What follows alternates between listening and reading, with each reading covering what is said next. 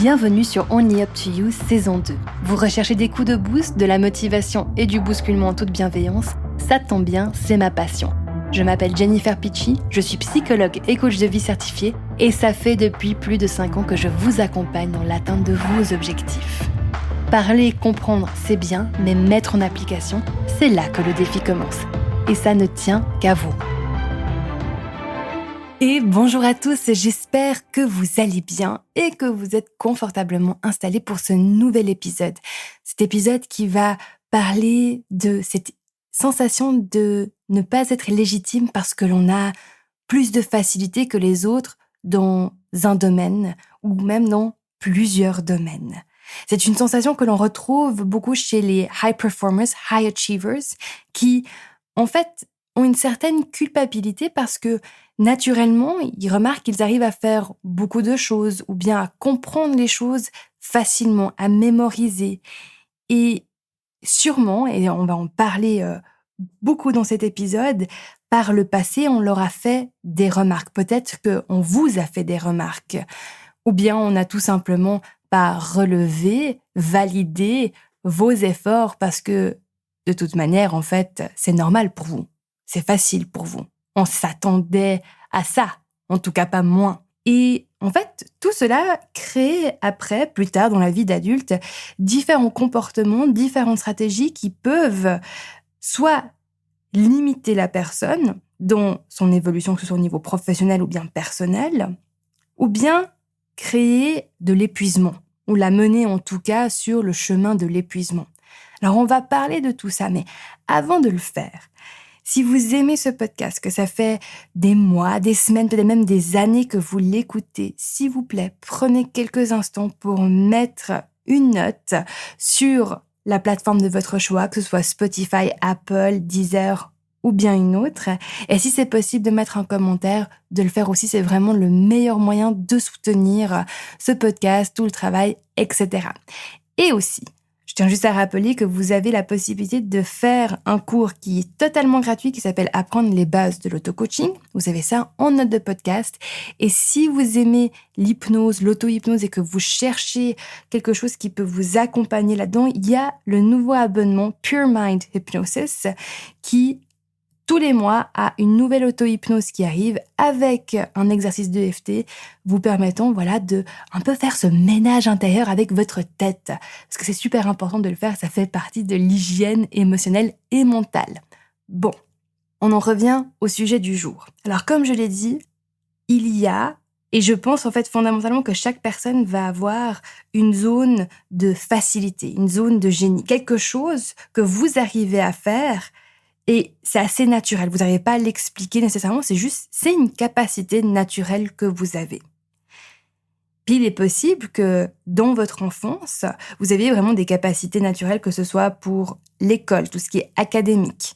C'est vrai que c'est plutôt ça que l'on va repérer dans la vie d'adulte.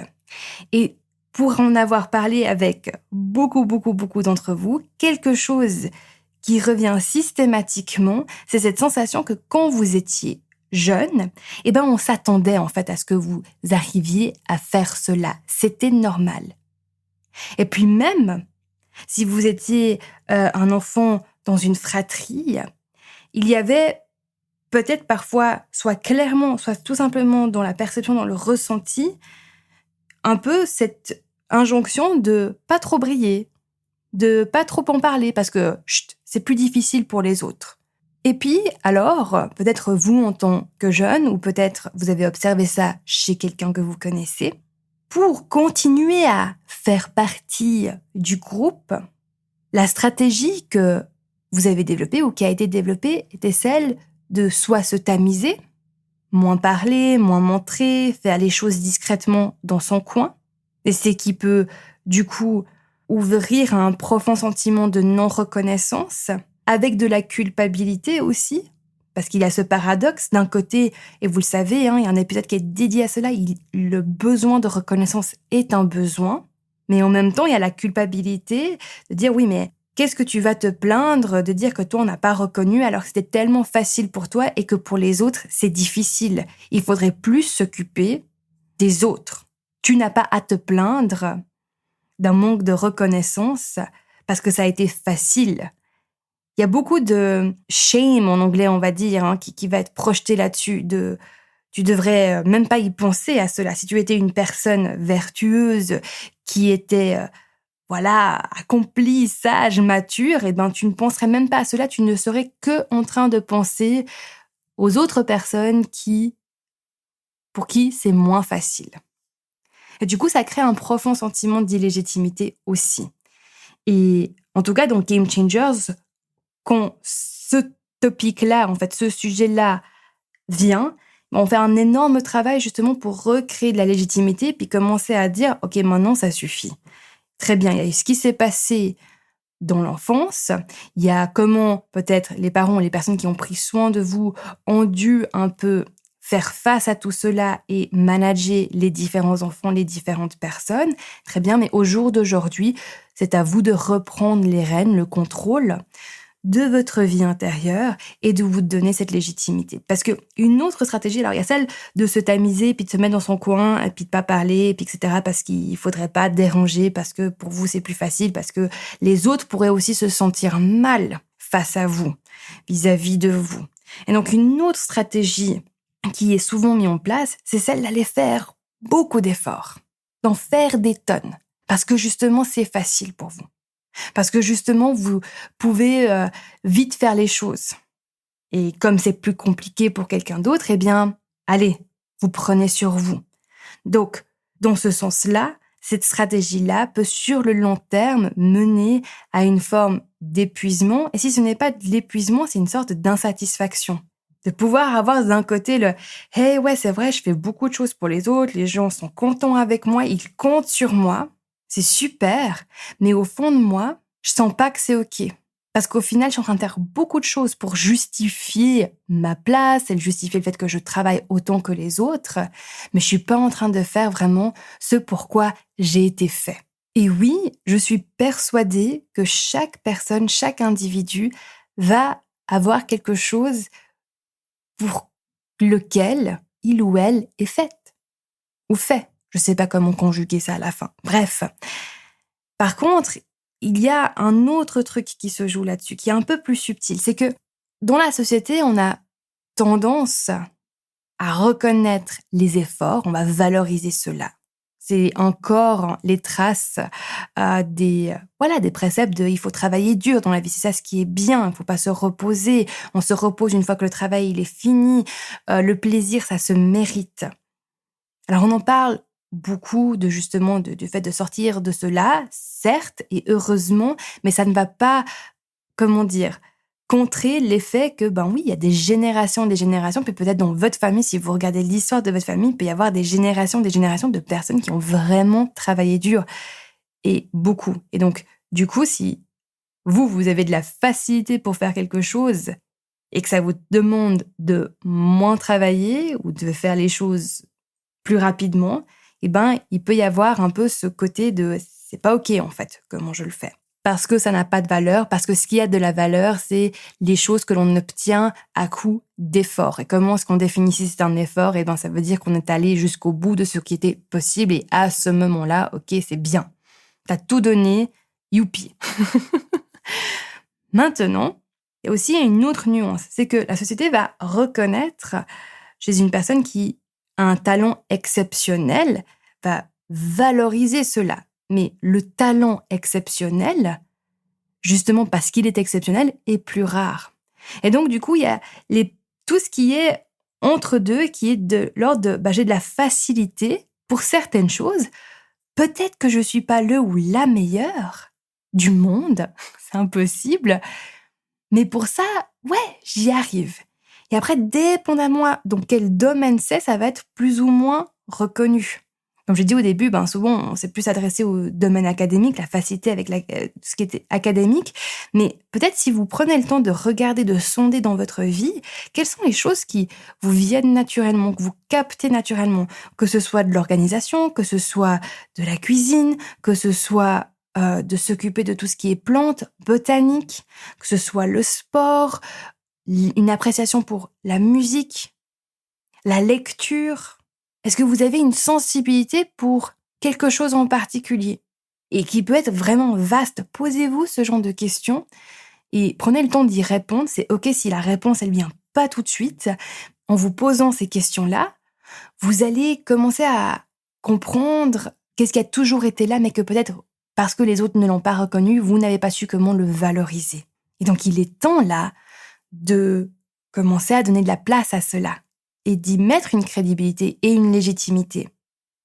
Alors, comment sortir? Alors, si vous vous reconnaissez dans ces schémas de finalement, vous avez tendance à vous tamiser, à vous censurer, à peut-être en faire moins parce que pour vous c'est tellement facile, il faudrait pas me faire de l'ombre aux autres, ou bien que vous remarquez que vous avez tendance à faire des tonnes et en faire bien plus que ce qui vous est demandé, eh bien, pour en sortir de cela, ça passe par toujours la première étape, c'est de reconnaître que vous êtes en train de faire cela.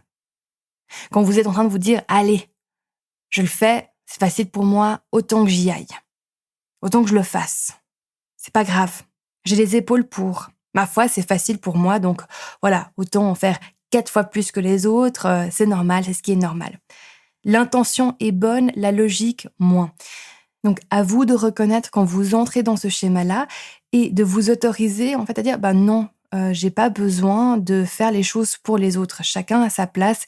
Et moi, en fait, si je m'autorise à faire vraiment les choses pour lesquelles je suis fait et que je vais jusqu'au bout du truc, en fait, je crée beaucoup plus de valeur et j'apporte beaucoup plus de valeur au groupe, à la famille, à la société, etc. Donc Game Changers, vraiment, on va en premier axer sur ce qui vient naturellement et facilement. Comprendre qu'est-ce qu'il y a à la base en vous pour que vous réclamez en fait ce pouvoir. Naturellement, vous avez la capacité de pouvoir faire certaines choses. C'est aussi votre pouvoir, ou bien votre pleine puissance, si on veut bien. D'accord ? Et puis, après, on va aller épurer tout ce qui est fait en extra, toutes les actions qui sont faites en extra dans le but de justifier. Justifier que vous êtes similaire aux autres. Parce que, à nouveau, ça fait partie de cette peur de rejet. D'accord ? Cette peur, elle est souvent là, même chez les high achievers, même chez les high performers, même chez les personnes qui ont une carrière incroyable. La peur d'être rejeté est souvent présente à un moment ou à un autre. Et donc, pour éviter d'être rejeté, parce que vous savez, ça vient directement taper dans des peurs instinctives qui, une partie de notre cerveau va associer le risque d'être rejeté avec un risque potentiel de, en gros, mourir. Ça peut paraître dramatique, mais finalement, c'est un peu ça qui se passe. Le risque d'être exclu du groupe veut dire que l'on est plus vulnérable à des risques et aléas qui pourraient venir de l'environnement ou bien d'autres personnes ou bien d'autres espèces. Et du coup, on perd cette sensation d'être protégé. Et ça, c'est quelque chose que le cerveau, il aime pas trop, en fait, vivre. Donc, naturellement, il va vous suggérer, vous proposer des stratégies pour montrer que vous êtes comme les personnes avec qui vous interagissez. Comme ça, il y a vraiment cet effet de groupe et de similarité. Mais c'est là où, en fait, on a l'opportunité de basculer, de faire ce shift et d'agir avec notre cortex préfrontal plus que par mécanisme et automatisme. Donc, on va axer sur qu'est-ce que vous faites en extra, quels sont les gestes en plus que vous faites en extra, puis comment vous pouvez commencer à lâcher un petit peu ça pour faire plus de ce pourquoi vous êtes fait, vous faites. Puis, on va aussi un peu voir, parce que parfois, il y a ça aussi qui se passe, c'est l'aspect de, en fait, vous avez de la peine à être témoin des personnes qui vont faire le même travail, mais avec un autre processus qui peut paraître moins efficace. Parce que ça, il y a aussi quelque chose qui revient de manière fréquente. Quand on a de la facilité à faire quelque chose, on est assez efficient, efficace, rapide à le faire. Alors, même si c'est pas notre job, on préfère juste le faire comme ça c'est fait, parce que ça peut être pénible de voir quelqu'un d'autre faire la même chose et que ça prenne plus de temps et que vous ayez l'impression que c'est moins bon que ce que vous auriez pu faire. Et donc ça, c'est aussi parfois ces choses qui viennent et qui vous empêchent finalement de peut-être avoir plus de temps pour vous, pour avoir de meilleures idées, avoir plus de créativité, prendre plus soin de vous. Et aussi, une autre chose qui peut se passer, c'est que finalement, vous ne faites pas du tout des choses pour lesquelles vous avez de la facilité parce que justement, il y a un peu cet égrégore de toute façon, si tu fais ça, c'est pas sérieux, ça n'a pas de valeur. Donc non, à un moment donné, dans la vie, il faut faire des choix, il faut faire des choses qui sont intelligentes. Et du coup, vous faites même plus le truc qui vous anime, qui vous fait vibrer. Ça peut aussi arriver, ça c'est plus quand justement il y a un penchant plus artistique. Du coup, à nouveau, je vous invite à vous poser cette question. Quand j'étais enfant, j'avais naturellement de la facilité. Pourquoi ? Et sans avoir besoin d'avoir été le meilleur ou la meilleure à quelque chose. D'accord ? Bon, avec ça, je vous laisse. Je vous dis à la semaine prochaine. Prenez super soin de vous et puis à tout bientôt. Hey, si vous aimez ce contenu, n'oubliez pas de vous abonner à la chaîne et à la newsletter afin d'être tenu au courant des nouveautés. Aussi, si vous êtes prêt ou prête à passer à la prochaine étape, venez nous rejoindre sur Unlocking You. C'est le programme de coaching destiné à tout professionnel ambitieux et déterminé qui ne souhaite plus compromettre sa santé mentale et ses relations pour son travail. Si vous avez envie d'aller encore plus loin, le programme Game Changer est fait pour vous. C'est un programme premium exclusif, du one-on-one avec moi qui active les 5 piliers de la haute performance, vous permettant de déclencher les changements et libérer tout votre potentiel sans exploser en plein vol. Vous avez tout en note de podcast.